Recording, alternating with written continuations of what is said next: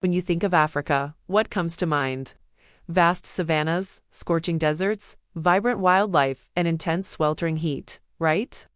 Well, what if I told you there's a country in Africa where you can find snow, where people wear thick jackets, and where temperatures can drop below freezing? It sounds almost unbelievable, but it's true. Today, we're journeying to a place that shatters all our stereotypes about the African continent. We're going to explore the coldest country in Africa. So, which country holds this surprising title? It's not South Africa with its famous Table Mountain, nor is it Morocco with its Atlas Mountains. The coldest country in Africa is the small landlocked kingdom of Lesotho. Nicknamed the Kingdom in the Sky, this name isn't just for show. Lesotho holds a unique geographical distinction.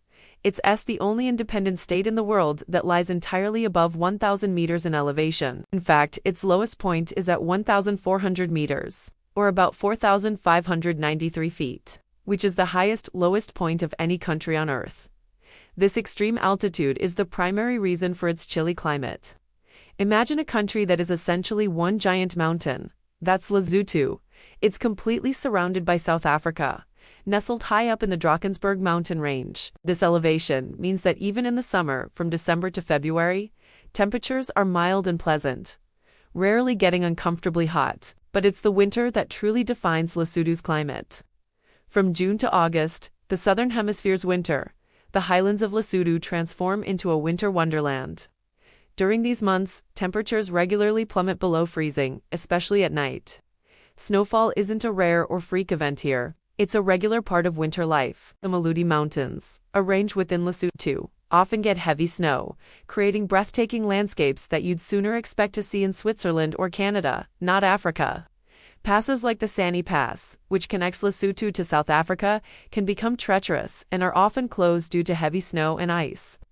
Driving here in winter is a serious undertaking, requiring a 4x4 vehicle and nerves of steel. So how do the people of Lesotho, the Basotho people, live in these conditions? They have adapted in remarkable ways. Traditional Basotho life is deeply connected to the land and the climate. One of the most iconic symbols of Lesotho is the Basotho blanket. These aren't just ordinary blankets. They are thick, woolen works of art, worn as cloaks by men and women. The designs are intricate and meaningful, often telling stories about the nation's history, royalty, or culture. But beyond their beauty, they are incredibly practical, providing essential warmth against the biting cold. Seeing a Mosotho on horseback, wrapped in a vibrant blanket, against a backdrop of snow-capped mountains, is an image that truly captures the spirit of this unique country. Their homes are also built to withstand the cold. The traditional dwelling is a rondavel, a circular house made of stone and sometimes mud, with a thatched roof. The circular design is structurally strong and helps to minimize heat loss, while the thick stone walls provide excellent insulation, keeping the inside relatively warm in winter and cool in summer. Life in the highlands is tough. The people are primarily shepherds and subsistence farmers. They raise sheep and Angora goats, which are prized for their high-quality wool and mohair. In fact, Lesotho is one of the world's leading producers of mohair. The hardy animals are well suited to the harsh mountain environment. During the winter, herders, often young boys, have the incredibly difficult job of looking after their flocks in the freezing temperatures, sometimes staying out in the remote mountains for weeks at a time. But the cold isn't just a challenge, it's also an opportunity. And this is where things get really surprising. Lesotho is home to Africa's premier ski resort. Yes, you heard that right. A ski resort in southern Africa. It's called Afriski Mountain Resort. Located in the Maluti Mountains at an altitude of over 3,000 meters, or nearly 10,000 feet. From June to August, Afriski comes alive. It offers skiing and snowboarding on slopes that rely on a combination of natural and man-made snow. It's a surreal experience for many visitors, who come from South Africa and all over the world, to say they've skied in Africa. It's not the Alps. Of course, the slopes are relatively small, but the novelty and the stunning scenery make it an unforgettable destination. Beyond skiing, the snow and ice create other winter activities. There's bumboarding, tubing, and just the simple joy of playing in the snow, something most people on the African continent never get to experience. The resort has become a crucial part of Lesotho's tourism industry, providing jobs and bringing in revenue during the otherwise harsh winter months. The water from Lesotho's snow-capped mountains is another vital resource. It's so pure and abundant that it's often called white gold. The Lesotho Highlands Water Project is a massive, ongoing engineering marvel. It has a network of dams and tunnels that captures the water from the headwaters of the Senk River, also known as the Orange River, and diverts it to the thirsty industrial heartland of South Africa.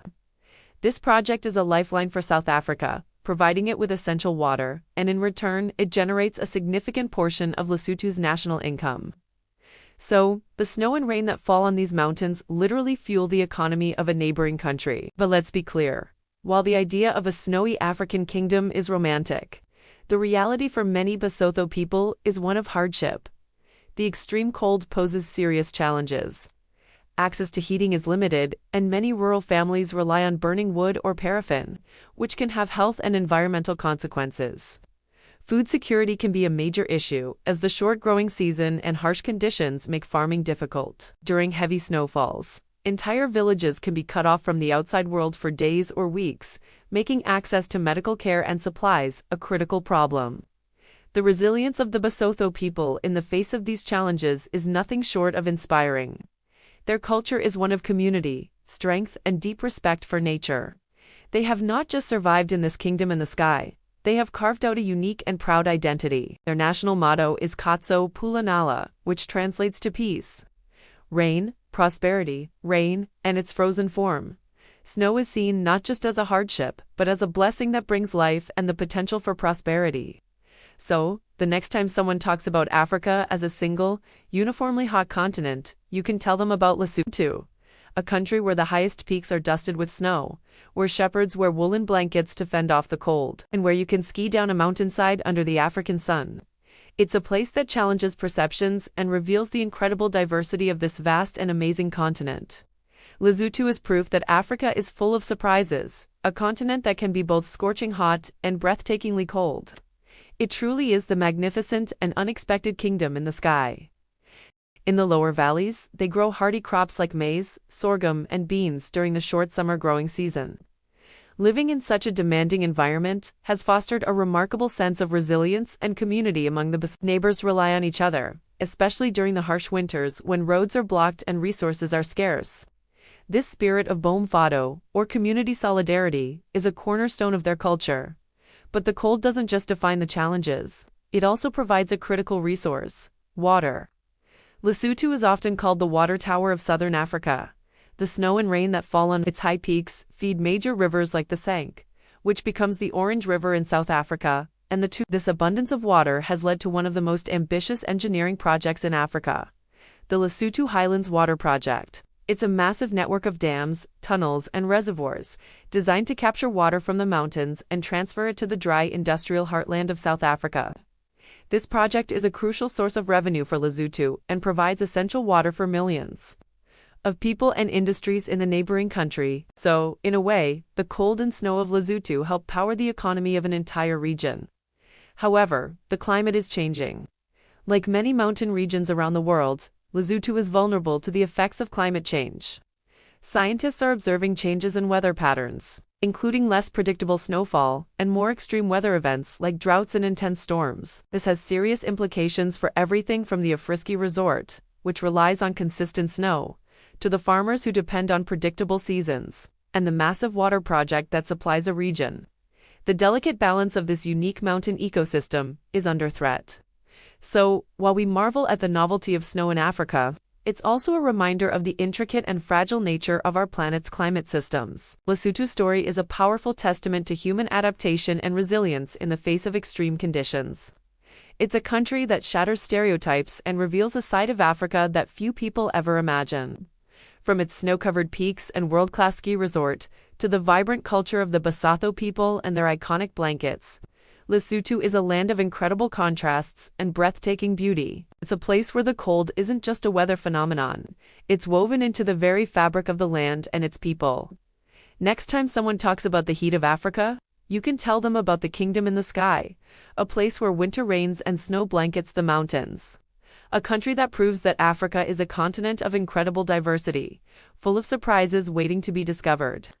Thanks for joining me on this journey to Africa's coldest country. If you found this as fascinating as I do, don't forget to hit that like button, subscribe to the channel, and ring the bell so you don't miss our next adventure. See you in the next time. Please like and subscribe.